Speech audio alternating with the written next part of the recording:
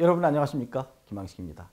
이번 시간에는 경찰대 사관학교에 어휘어법을 어떻게 준비해야 되는지 공부하는 방법론에 대해서 여러분들과 함께 의논하려고 합니다. 칠판에 철수와 영희가 결혼했다, 영희가 철수와 결혼했다라고 하는 두 개의 문장을 제시해 드렸습니다. 여러분들 의미의 차이를 구분할 수 있겠습니까? 제가 여기서 이야기하고자 하는 것은 어법, 문법은 학교 문법이 있고 또 대학에서 저명한 교수가 나름대로 일가견을 가지고 일서를 많은 학생들에게 가르치는 경우가 있다고 하는 것입니다. 그런데 우리 경찰대 사관학교에 해야 할 문법은 학교 문법의 근간으로 해서 이루어지지 않으면 안 된다는 것을 여러분들에게 강조하고 싶어서 그렇습니다.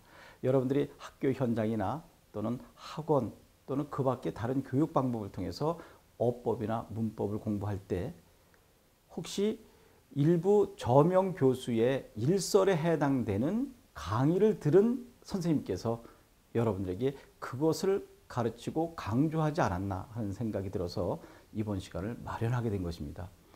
상당히 중요한 부분입니다. 우리 경찰대 사관학교의 어법은 반드시 학교 문법을 근간으로 해서 접근하지 않으면 안 된다는 것입니다. 그러면 칠판에 있는 것을 놓고 왜 안 되는지를 설명해 보도록 하겠습니다.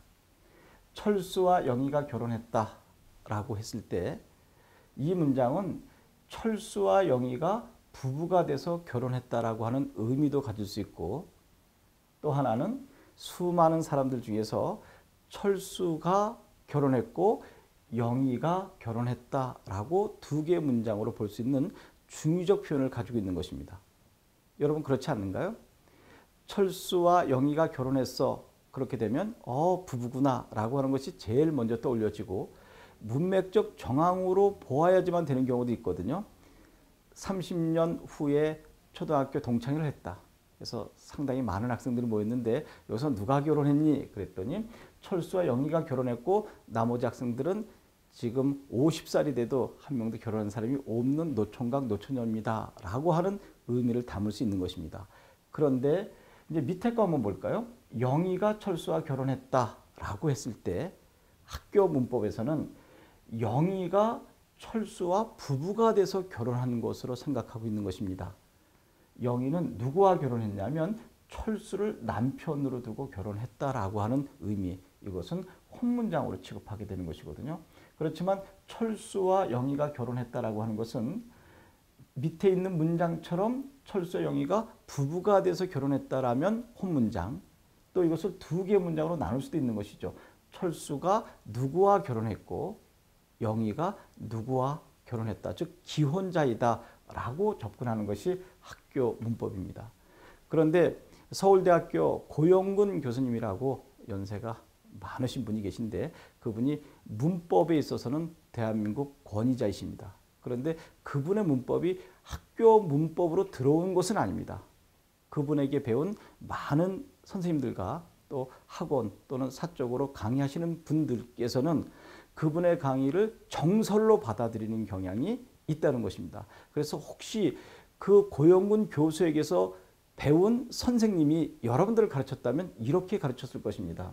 여기 적어놓은 것처럼 만나다 싸우다 마주치다라고 하는 것은 항상 두 개의 하나의 주어와 하나의 부사어가 나와야지만 이루어지는 것이거든요.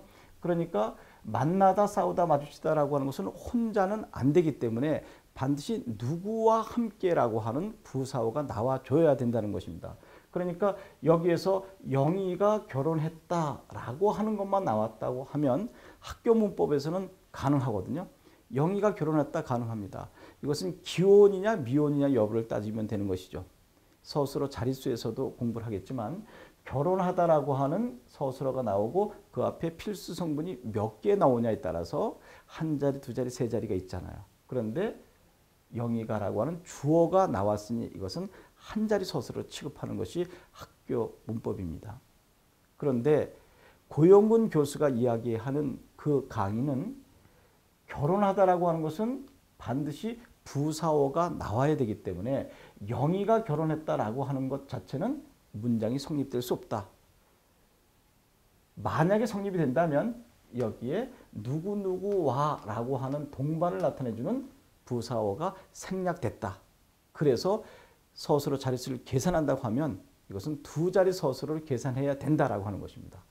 그러니까 영희가 결혼했다라고 하는 것 자체가 무엇 누구와라고 하는 동반의 부사어가 나오지 않으면 성립되지 않는다라고 하는 것이 고용근 교수의 일설입니다.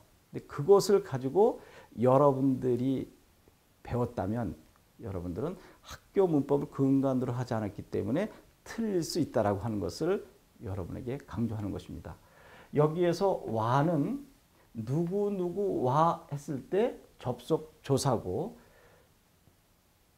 영희가 철수와 할 때 요 와는 누구누구와 함께라고 하는 동반의 의미를 지니고 있는 부사격 조사가 되는 것이거든요.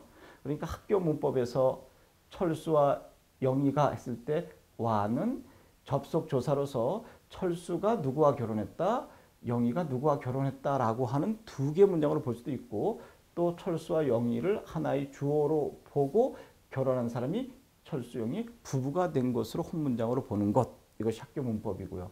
그렇지만 일설에서, 즉 고용근 교수가 말씀하신 것은 철수와 영희가 결혼했다라고 하는 것은 당연히 얘네들이 부부가 되는 것이긴 한데, 철수가 결혼했다라고 하는 말 자체는 인정할 수 없다는 것입니다.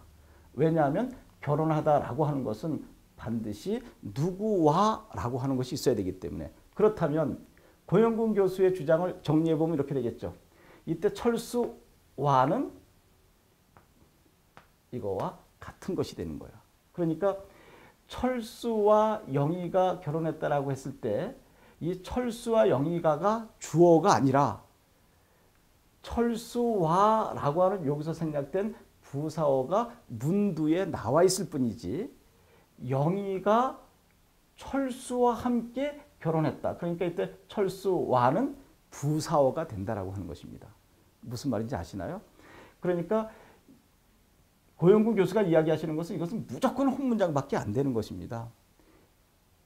영희가 철수와 부부가 돼서 결혼했다의 의미밖에 안 된다는 것입니다. 그러니까 결국 영희가 철수와 결혼했다나 영희와 철수가 결혼했다라고 하는 것은 같은 의미로 본다는 것이죠. 그것이 바로 서울대 고영근 교수의 일설인데, 학교 문법은 절대로 그렇게 접근하지 않고 있다. 철수와 영희가 해서 부부로 보고, 또 하나는 철수가 다른 사람과 결혼하고 영희가 다른 사람과 결혼해서 부부가 아닌 별개의 각각 결혼한 가정으로 봐서 견문장으로 볼 수 있다라고 하는 것이고, 이제 이것은 반드시 철수와라고 하는 부사어이기 때문에 얘는 반드시 혼문장으로만 봐야 된다는 것이 학교 문법입니다. 얼마나 중요한지 아시겠죠? 그래서 이제 지금은 교과서가 바뀌었지만 과거에 국어 교과서 상하권 두 권으로 나왔을 때는 경찰 사관학교 준비하는 여러분들의 선배들은 반드시 교과서 뒤에 학교 문법을 보지 않으면 안 된다라고 했었던 이야기가 바로 이유가 거기에 있었던 것입니다. 그러니까 저는 여러분들과 함께 공부할 때 대원칙은 학교 문법을 근간으로 한다.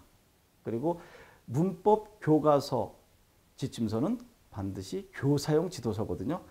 교사용 지도서를 바탕으로 해서 여러분들에게 정통으로 수업하겠다는 것입니다. 제가 서울 오상고등학교에서 20년간 학교 현장에서 여러분들을 학교 문법으로 교사용 지도서로 지도해 왔기에 이 자리에 서서 당당하게 이런 수업을 하겠다고 말씀을 드리는 것이지, 그와 같은 경력이 없었다면 이 자리에서 제가 명쾌하게 할 수 없었을 것입니다.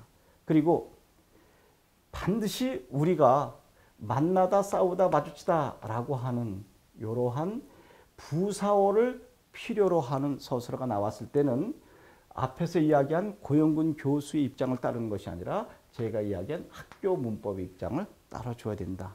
그 다음에 제가 여기 노란 것 그리고 흰색으로 적어놓은 몇 개가 있는데, 이것은 이것만은 꼭 알고 시험장에 가야 된다라고 하는 것입니다.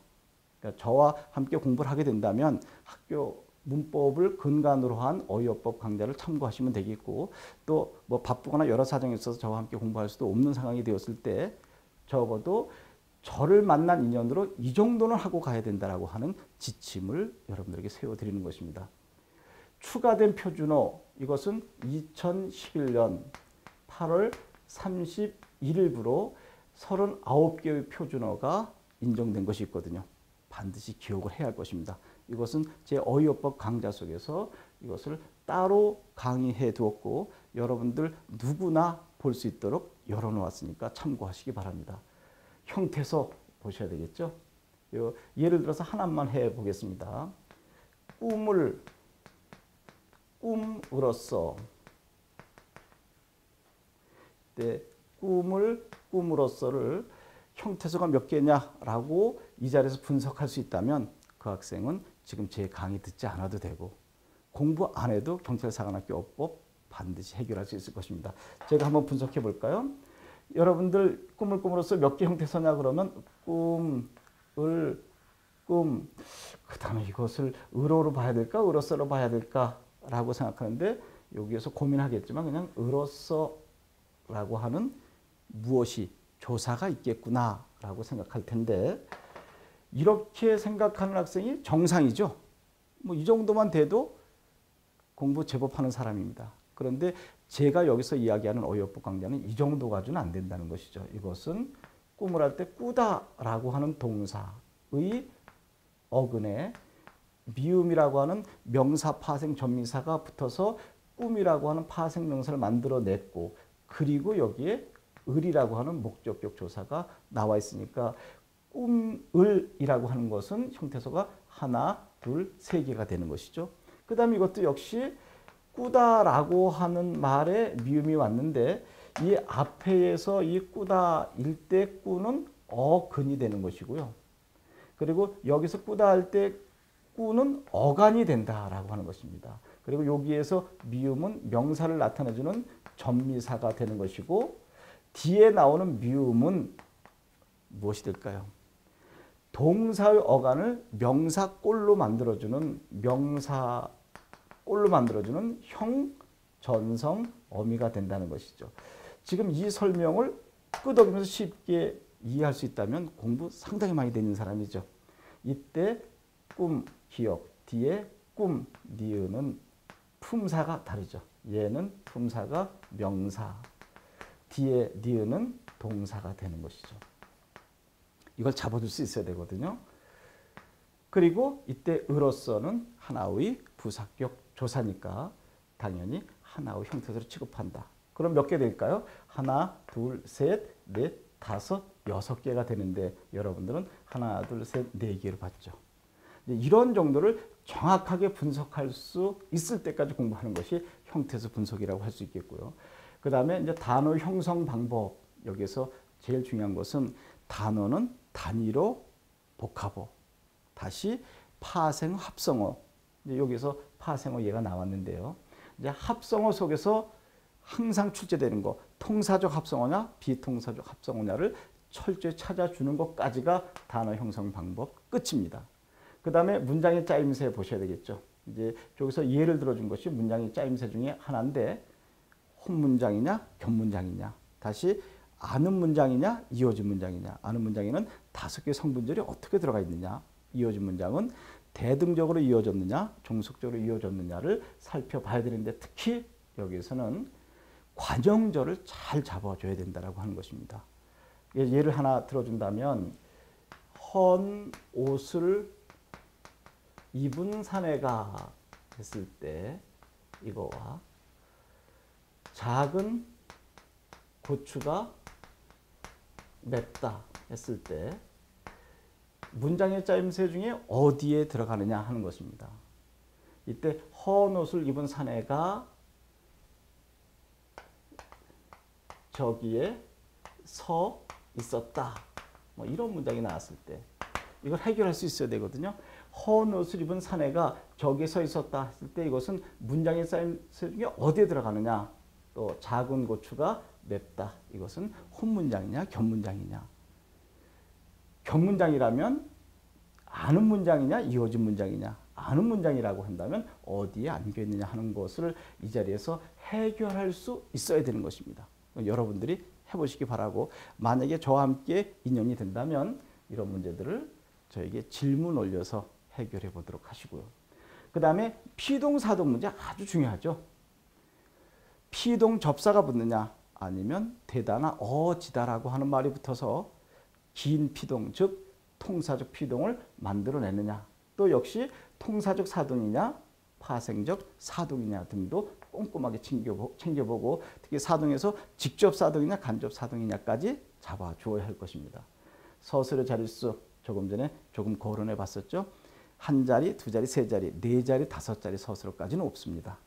그리고 이제 어미의 갈래 참 중요하죠. 조금 전에 여기서 명사형 전성 어미라고 설명을 했는데, 어미를 전체적으로 살펴보고 명사의 전성 어미가, 명사형 전성 어미가 어디에 속해 있는가, 전체 속에서 얘가 들어가 있는 부분까지 찾아낼 수 있어야 되겠죠. 그 부분을 간략하게 한번 잡아보겠습니다.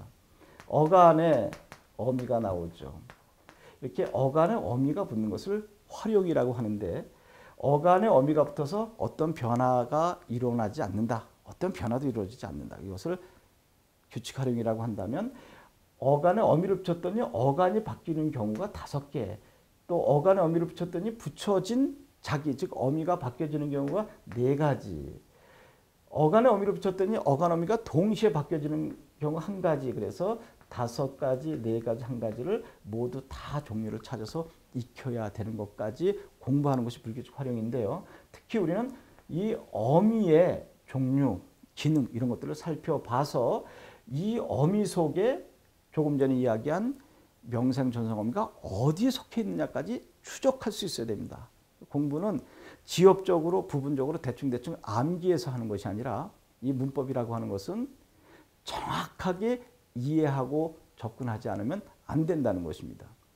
그래서 어미의 갈래를 살짝 찾아보면 이제 2개로 볼 수 있겠죠. 하나는 선어말어미, 또 하나는 어말어미, 이렇게 크게 2개로 나누고 다시 선어말어미를 크게 3개로 나눠서 시제냐 높임이냐 공손이냐. 근데 여기서 이 높임을 여러분들이 상당히 신경 써야 돼요. 높임에는 당연히 주체 높임이 있겠죠. 그런데 일부 학생들 중에는 상대 높임과 객체 높임도 이 안에 들어간다고 보면 큰일 난다는 것입니다. 여기서는 선어말 어미를 공부하는 것이지 높임법을 공부하는 것이 아니거든요. 높임 중에 주체 높임 시만 여기 해당되는 것이지, 상대 높임과 객체 높임은 선어말 어미의 개념과는 전혀 다르다라고 하는 것입니다. 그 다음에 공손의 선어말 어미, 하옵소서 할 때 옵, 사극에서 많이 쓰이죠. 그리고 어말 어미를 크게 2개로 나눠서 종결이냐 비종결이냐를 나눠줘야 되고, 종결을 다시 하나, 둘, 셋, 넷, 5, 평서형, 명령형, 감탄, 의문 등등을 나눠줘야 되겠고, 그 다음에 다시 비종결 어미를 연결 어미와 전성 어미로 나눠서 연결 어미를 대등적이냐 종속적이냐 보조적이라 나눠주고, 다시 전성 어미를 명사형, 관용사형, 부사형인데, 바로 여기서 명사형 전성 어미가 이렇게 와야 된다는 것입니다. 그러니까 이런 것들은 무조건 암기하는 것이 아니라, 얘가 어미 전체 속에 어디에 속해 있는가 하는 것까지 철저하게 규명하고 찾아내서, 아, 얘가 그 속에 있는 거구나 하는 것을 체계적으로 공부하지 않으면 여러분 앞에 있는 문제를 정확하게 풀 수 없다라고 하는 것입니다. 그래서 어미의 갈래를 예를 들어 봤고요. 그 다음에 이제 조사 만만치 않죠. 조금 전에 철수와 영희가 할 때 와라고 하는 것 접속 조사를 볼 것이냐, 학교 문법에서는 당연히 철수와 영희를 접속시켜주는 접속 조사로 보지만, 고영근 교수의 일설은 철수와는 절대로 접속 조사로 보는 것이 아니라 무엇무엇과 함께라고 하는 부사격 조사로 보고 있다라고 하는 사실입니다. 그러한 것들을 조사 속에서 철저히 찾아줘야 되는 거죠. 그러니까 조사는 크게 격조사, 보조사, 접속조사. 격족조사는 몇 가지가 있고, 보조사는 무엇이고, 또 접속조사는 저와 같이 와, 가로 이어진 거다 하는 것을 찾아줘야 되는 것이고요. 여기서 만약에 시험 문제가 나온다 그러면 서술격조사 2다 5의 활용이 출제될 것입니다. 이제 이러한 부분들을 지금 무슨 말인지 모르겠다라고 하는 사람은 부지런히 업고 공부를 해 주셔야 되겠죠. 조금 전에 이야기했던 활용, 또 품사가 구품사인지 팔품사인지도 모르는 학생들 많이 있죠. 국어의 구품사인지 영어의 구품사인지, 국어는 구품사고 영어는 팔품사가 되겠고, 이제 성분이라고 하는 것이 이제 주어, 목적어, 보어, 서술어인데 조금 전에 이야기한 격조사가 체언에 붙어서 성분을 만들어주는 기능을 하고 있다는 것. 또 자음동화가 뭔지, 구개음화가 뭔지, 또 축약, 탈락 등도 의문문에 살펴봐야 할 것이고, 그다음에 제가 붉은색으로 쓴 것은 요 사이시오, 사이소리는 너무너무 중요한다 하는 것이죠. 그래서 과거에 문제 나왔었지만 북어 국인지 북어 국인지 하는 것, 또 마구간이라고 써야 할 것인지 아니면 마굿간이라고 써야 할 것인지, 이런 것들을 여러분들이 어떻게 해결할 수 있겠습니까? 수능 문제라고 한다면 이런 것들을 사이소리 현상에 대한 구체적인 예를 들어가면서 또 그 보기 속에 있는 것을 하나하나 대입시켜서 푸는데, 경찰대 문제 같은 경우는 그냥 던져놓고 어느 것이 맞아 라고 하는 것이 나오기 때문에 너무너무 힘들다는 것이죠. 그래서 사이소리 현상도 단순히 암기하는 것이 아니라 정확하게 원리를 분석해서 접근해야 된다는 것입니다. 그다음에 음절의 끝소리 규칙도 만만치 않죠. 여기에 우리 어머니는 이것저것 동네 일 참견을 많이 하셔 라고 했을 때 여기 오지랖에다가 이를 붙였어요. 우리 어머니는 오지랖이 넓어. 우리 어머니는 오지랖이 넓어. 오지랖이냐 오지랖이냐 하는 문제는 우리 언어생활에서 매우 중요한 것이죠. 두 개 다 대가 아니거든요. 그러면 만약 오지랖이 넓어 그러면 왜 오지랖이 아니라 오지랖이 되었는가 등을 음절의 끝으로 추측해서 철저하게 규명해 주어야 된다는 것이고요. 그 다음에 지난번에 경찰대 시험에도 나왔었죠. 외래어 표기법을 어떻게 해야 되는지까지 살펴보지 않고는 경찰대 사관학교 언어시험장에 들어간다는 것은 정말 무리다. 특히 경찰대 언어영역 문제를 보셨습니까? 1번부터 10번까지는 완벽한 쓰기, 어휘, 어법 문제입니다. 그리고 문학과 비문학을 풀어보는 과정 속에서 최소 5문제에서 6문제가 역시 어휘, 어법에 관한 문제가 나오면 50문제 중에서 16문제가 어휘, 어법에 관련된 문제가 나온다는 것입니다. 어휘, 어법을 정확하게 잡지 않고는 합격한다는 것은 쉬운 일이 아니다 라고 이야기할 수 있겠죠. 그래서 적어도 이 정도는 생각하고 어휘, 어법 시험장에 가야지, 그렇지 않고는 여러분들 합격하기 힘들 것이다 라고 생각하고 있습니다. 어휘, 어법이 왜 중요한지, 그리고 학교 문법에 근간을 해서 공부하지 않으면 얼마나 위험한 일이 벌어지는지 등등을 이야기했고, 또 끝에서는 마지막으로 이것만은 꼭 살펴보고 가자라고 하는 것까지 지침으로 여러분들에게 제시해 주었습니다.